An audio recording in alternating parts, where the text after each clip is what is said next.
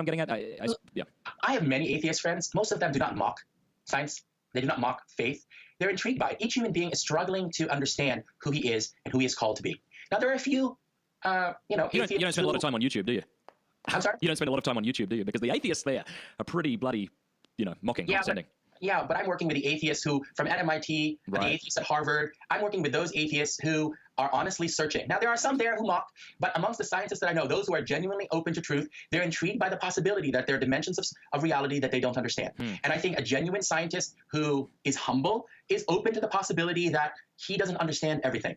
One of the tragedies of social media is basically everyone has a pulpit. Yes. And everyone has a pulpit, and they're not thinking about what they're saying from the pulpit. Everyone wants to be famous. They want to go viral. And tragically, the more unreasonable and the more bombastic you are, the more chances you go viral. So, I don't like viruses. So I work with those. I work with people who are genuinely trying to understand the world around them. Now, one of the things that my friends and my acquaintances who are scientists will tell me is that they didn't realize how sophisticated theology can be. They did not realize how sophisticated philosophy can be. And so when they encounter a sophisticated, robust, well thought out philosophical and theological synthesis, it makes them stop in their tracks. It makes them think.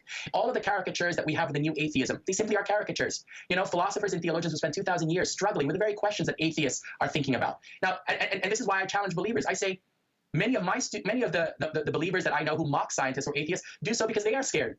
Charles Taylor, in his wonderful book, Secular Age, points out that both sides are tempted to think that the other side is true. Absolutely. So believers who are scared, who are terrified that atheists may be right, tend to be themselves of the mocking variety.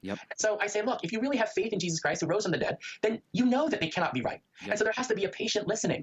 You have to be able to listen to them and figure out where they're coming from. And then you have to be able to speak their language and to translate the gospel into words that they can understand. Because if you use the word grace to a non-believer, this makes no sense.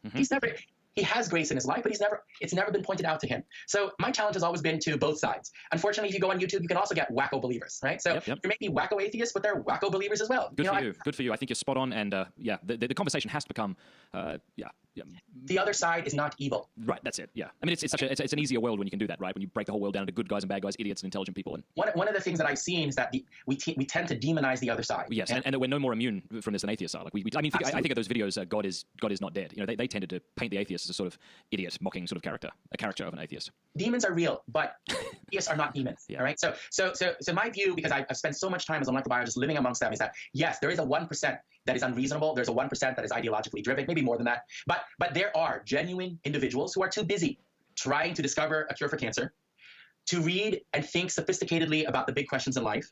And so what they do is they tend to defer to the hardcore atheist philosophers. They have never really encountered a sophisticated believer. And I think one of the things that especially Catholics have to do is to be able to present the gospel of Jesus Christ in an authentically reasonable way that is humble, that is able to address science in all its integrity, to challenge science when science needs to be challenged because it is tempted to ideology, but to also to receive the challenge of science when science says that maybe we don't understand something as well as we thought we had. Right. And so there's a humility that is called for. Unfortunately, humility doesn't go viral. Right. So an age that is being driven primarily by the number of tweets, a number of retweets, and the number of friends you have, this does not bode well for a sophisticated, humble conversation with faith and reason. Those are such great points. Yeah, Jesus had 12 friends. I think I've